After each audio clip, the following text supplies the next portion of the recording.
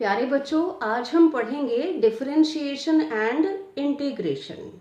ये मैथमेटिक्स का टॉपिक है, फिजिक्स में इसका यूज होता है बहुत जगह। तो आइए देखें कि डिफरेंशिएशन क्या है।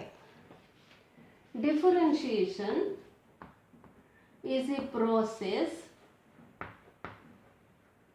Of finding rate of change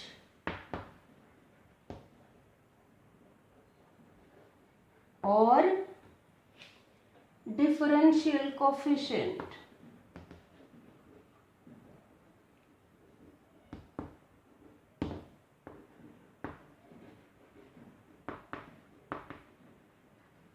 or derivative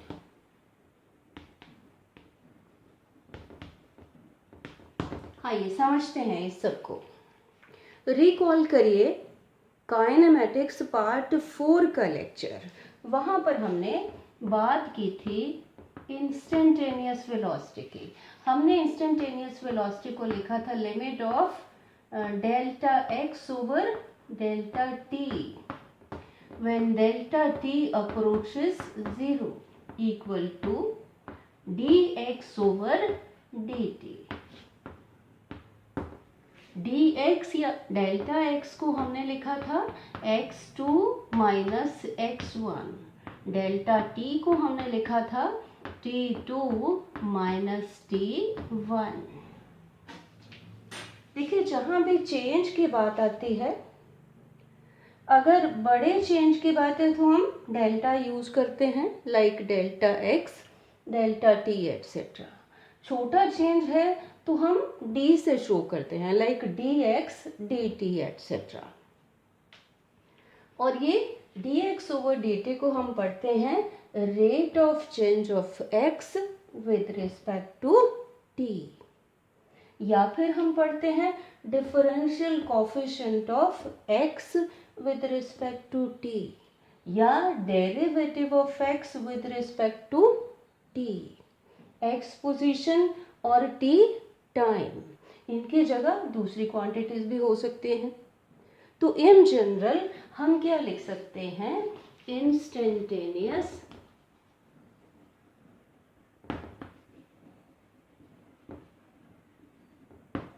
rate of change of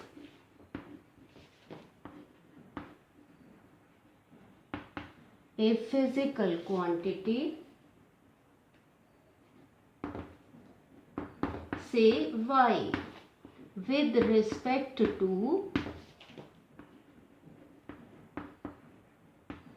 another physical quantity,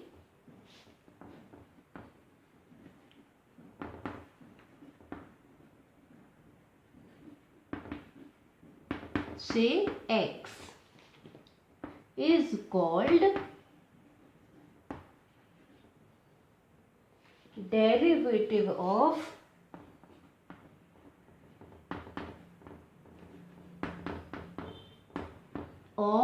y with respect to x।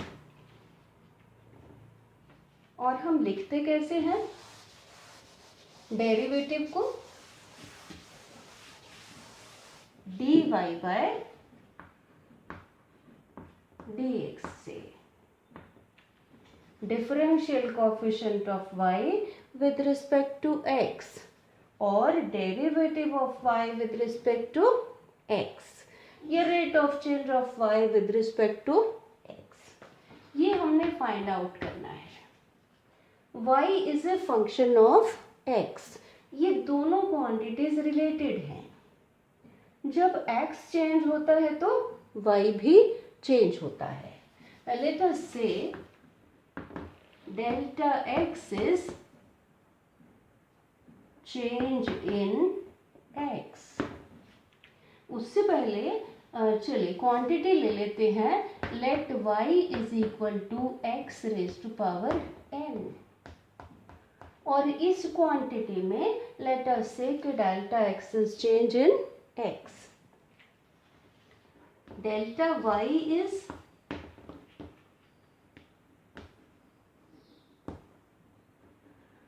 corresponding change in y. जब x में चेंज होगा तो y में भी चेंज होगा.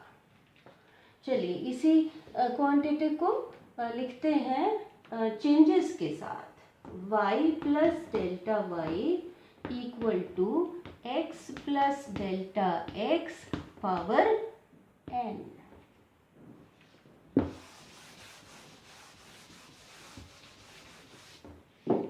y plus delta y equal to, यहाँ से x बाहर निकाल लेते हैं.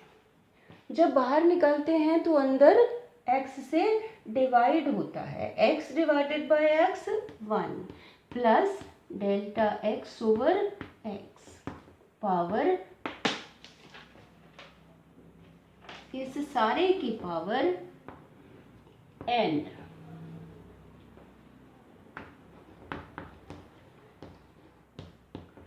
अलग अलग कर लेते हैं.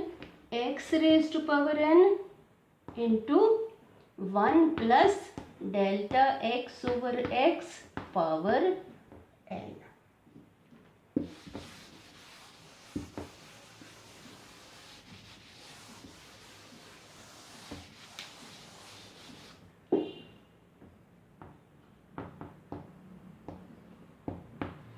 x raise to power n, और इसको हम बाइनोमियली एक्सपेंड कर लेते हैं.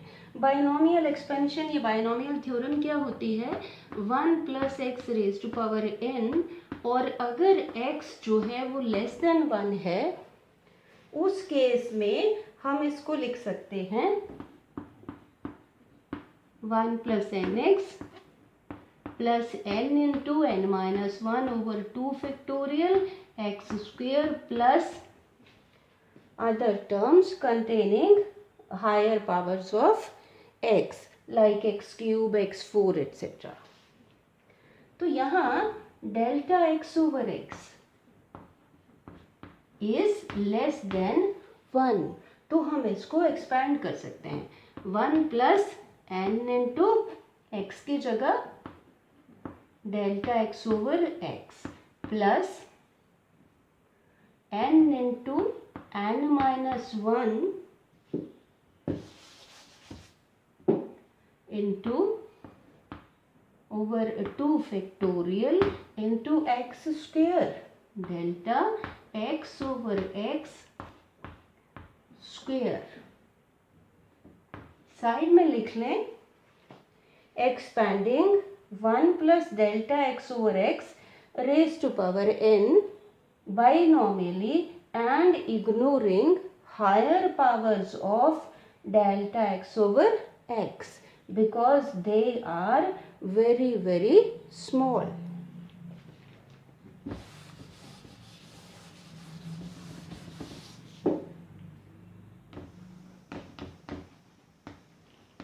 x raise to power n को अंदर सारे से मल्टीप्लाई कर लेते हैं. x raise to power n plus n into x raise to power n into 1 over x, x raise to power n into x raise to power minus 1, तो ये हो गया x raise to power n minus 1, साथ में delta x, ये n ये x की powers हो गई delta x plus n into n minus 1 over 2 factorial होता है 2 into 1 into delta x over x power 2 into x raise to power n. अब इसको हम लिख लेते हैं equation 2.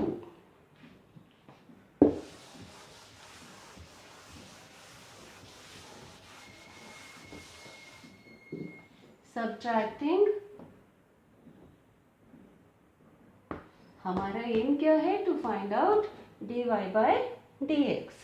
Subtract equation 1 from equation 2. y plus delta y minus y, क्या बचा? डेल्टा y इक्वल टू इस सारे में से माइनस करना है x raise to power n, तो ये टर्म खत्म हो जाएगी। बाकी क्या बचा, n into x raise to power n minus 1 into delta x plus n into n minus 1 over 2 delta x over x whole square into x raise to power n। अब क्या करें, क्योंकि हमने ये फाइंड आउट करना है तो divide कर दें, डिवाइड बाय डेल्टा x।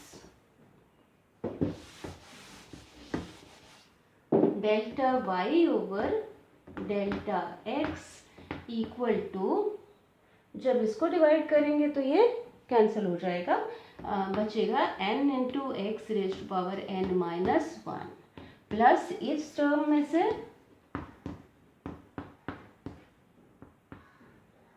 एक डेल्टा x कैंसिल हो जाएगा into x raise to power n। अब इसकी लिमिट ले लें,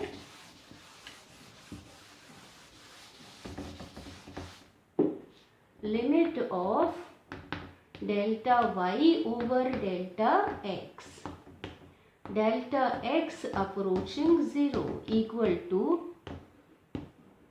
ये टर्म ऐसे की ऐसे, इस टर्म में डेल्टा x को 0 पुट कर दें तो ये टर्म सारी की सारी 0 हो जाएगी। इसको लिख सकते हैं dy by dx equal to n into x raise to power n minus 1। तो हमारे पास ये फॉर्मूला आ गया डेरिवेटिव के लिए। तो बच्चों बहुत सारे ऐसे फॉर्मूले हैं जो आप मैथमेटिक्स में डिराइव करेंगे। अभी यहाँ हम सिर्फ फॉर्मूले लिख लेंगे, आप उनको याद कर लेंगे और यूज़ करेंगे फिजिक्स में। तो चलिए फॉर्मूले लिखते हैं। फॉर्मूले relative to differentiation. First formula हमने क्या किया, when y is equal to x raise to power n, तो d by d x of x raise to power n कितना, याद कैसे रखें, पावर आगे आ जाएगी x raise to power n minus 1, एक पावर में से एक कम हो जाएगा। चलिए अब अगर y is equal to c, where c is constant. अब कांस्टेंट क्या है, चेंज नहीं होता है, तो इसका derivative equal to 0। If y is equal to cx,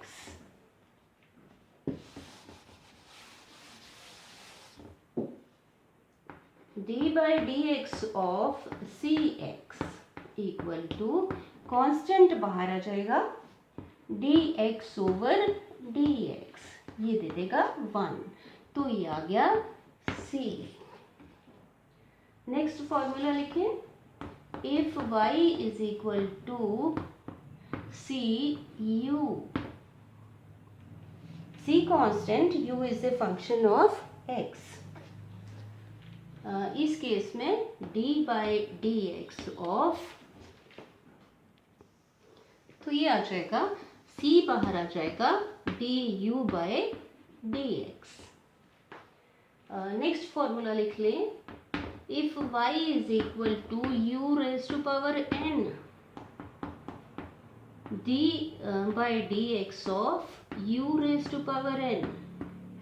ठीक इसी तरह से n से multiply u raise to power n minus 1 into du by dx।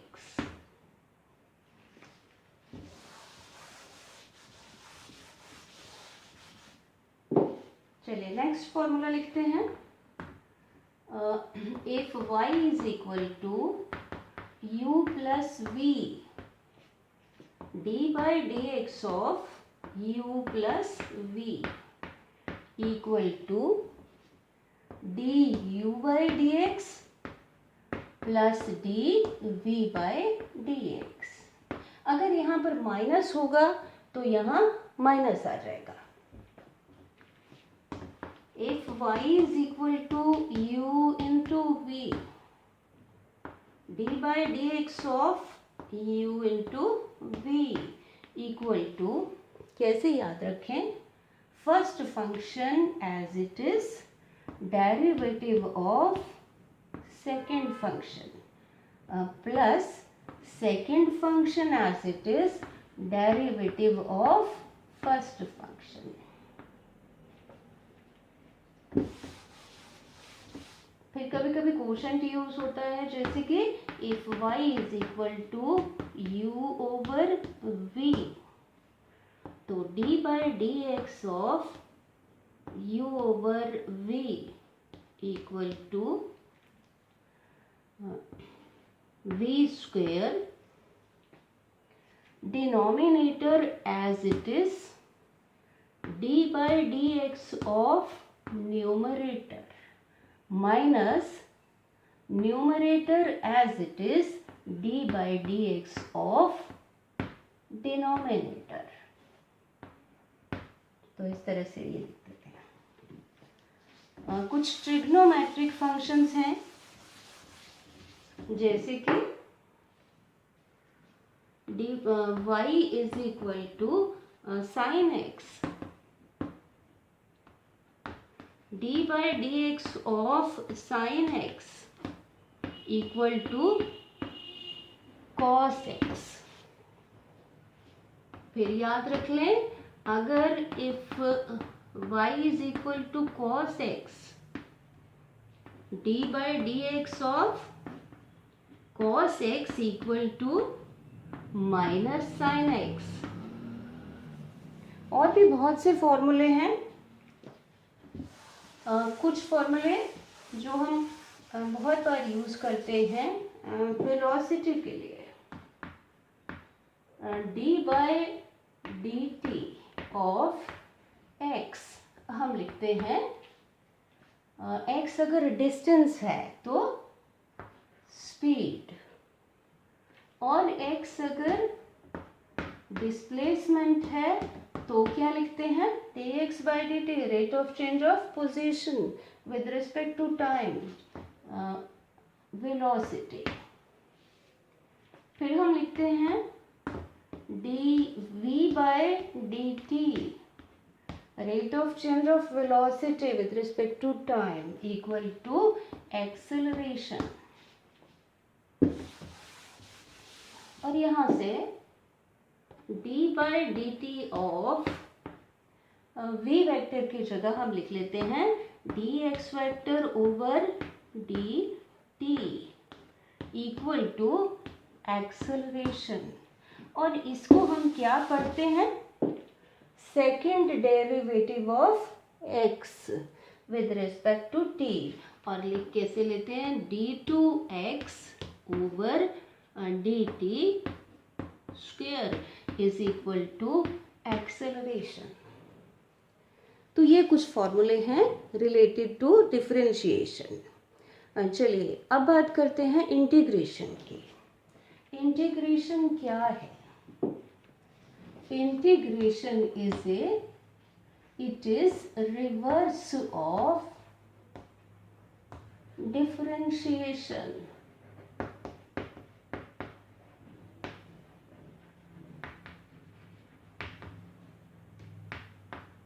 और क्या है, it is a process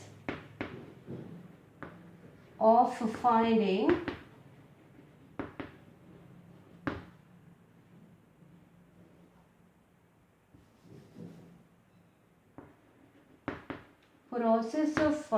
the function whose derivative is given। चलिए इस चीज को समझते हैं। इंटीग्रेशन, चलिए बात करते हैं। इंटीग्रेशन के लिए सिंबल होता है ये। इंटीग्रेशन का वैसे मतलब होता है to unite, to sum up. Integration of x raise to power n। अब x raise to power n का डिफरेंशिएशन क्या था? Derivative of x raise to power n d by d x. हमने फॉर्मूला डिराइव किया अभी, n into x raise to power n minus 1। यहाँ इसका reverse देखिए कैसे, x raise to power n plus 1। यहाँ पावर एक कम हो जाती है, इंटीग्रेशन में एक पावर बढ़ जाती है। यहाँ पर मल्टीप्लाई करते हैं n से, और यहाँ जितना ऊपर है पावर उससे डिवाइड करते हैं। तो ये है इंटीग्रेशन। एक चीज़ और समझने वाली है, मान लीजिए कि ये है function is y is equal to x raise to power 7 plus c। इस चीज को ध्यान में रखते हुए process of finding the function whose derivative is given. Function ये है, डेरिवेटिव निकाल लेते हैं। इक्वल टू डेरिवेटिव, इस मेथड से 7 आगे आ जाएगा, x रेज टू पावर एक पावर कम, x raise to power 6 plus constant का डेरिवेटिव होता है 0, क्योंकि चेंज नहीं होता कांस्टेंट। अब हमारे पास ये है 7x रेज टू पावर 6, ये डेरिवेटिव दिया हुआ है, तो हमने इससे फंक्शन निकालना है। इसको 7x रेज टू पावर 6 को इंटीग्रेट करिए, देखिए क्या आएगा। कांस्टेंट बाहर आ जाता है, x रेज टू पावर एक पावर बढ़ जाती है 6 प्लस 1 डिवाइडेड बाय उतने से ही 6 प्लस 1 से, equal to 7x raise to power 7 divided by 7। तो ये क्या आ गया, x रेज टू पावर 7। हमारे पास फंक्शन आ गया x रेज टू पावर 7, लेकिन फंक्शन क्या है, x raise to power 7 plus c। इसलिए हम इंटीग्रेशन जब करते हैं तो साथ में ऐड करते हैं कांस्टेंट ऑफ इंटीग्रेशन, और अंडर एग्जिस्टिंग कंडीशंस इसकी हम वैल्यू भी निकालते हैं।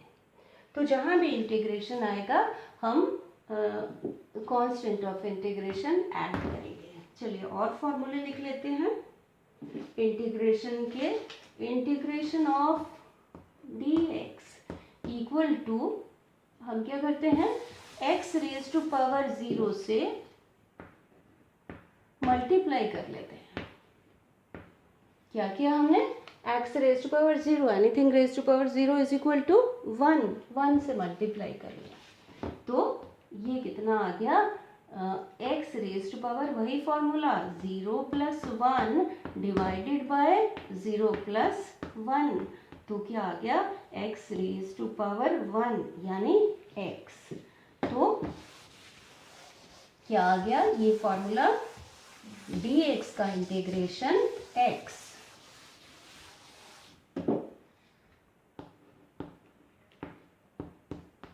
इसी तरह से dp vector, small change in momentum, इसका इंटीग्रेशन हम निकालेंगे, ये आएगा p वेक्टर, और हर केस में हम कांस्टेंट ऑफ इंटीग्रेशन लगाएंगे।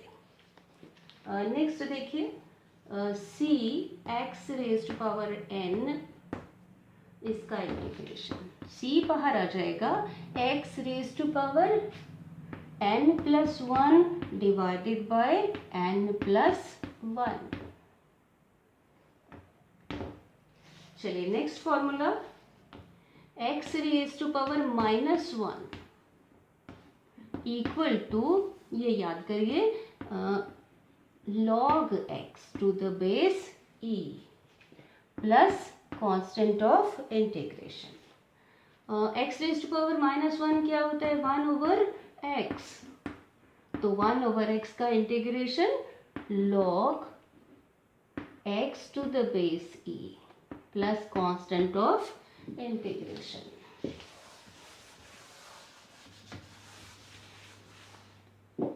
एक और फॉर्मूला है e raise to power x, इसका इंटीग्रेशन होता है e raise to power x plus constant of integration.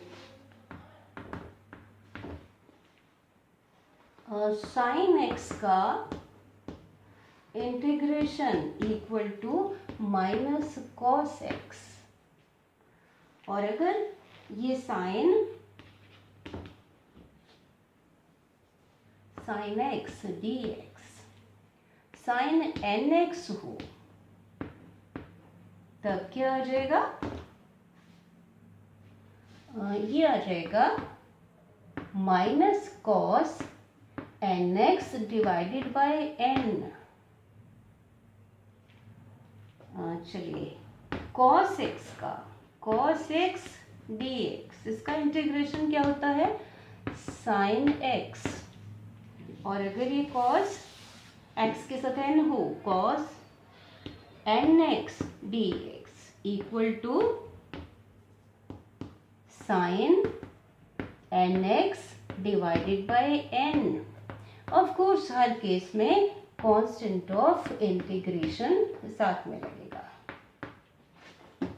अच्छा, कुछ ऐसे भी इंटीग्रल्स होते हैं जिनमें कांस्टेंट ऑफ इंटीग्रेशन नहीं लगता, उनको कहते हैं, वो इंटीग्रल होते हैं डेफिनेट इंटीग्रल।